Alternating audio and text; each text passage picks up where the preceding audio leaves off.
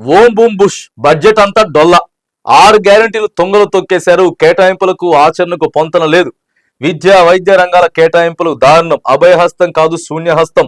ఉద్యోగాల నిరుద్యోగ వృత్తి ఊసేలేదు. వృద్ధుల పెన్షన్ పెంపు గాలి కొదిలేశారు.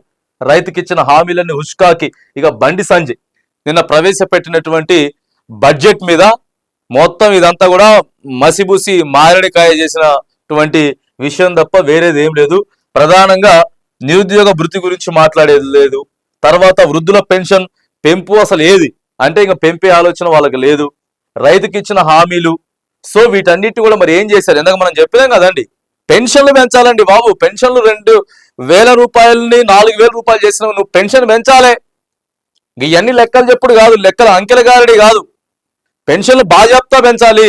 అది క్లియర్ గా ప్రస్తుతం రాష్ట్రంలో అవసరం ఉంది, కానీ అది చేయరు. సో ఏదేమైనా కానీ బండి సంజయ్ మాత్రానికి ఇక క్లియర్ గా ఇదంతా ఓం బూమ్ బుష్ అని చెప్పి విమర్శించేటటువంటి ప్రయత్నం చేసిండు.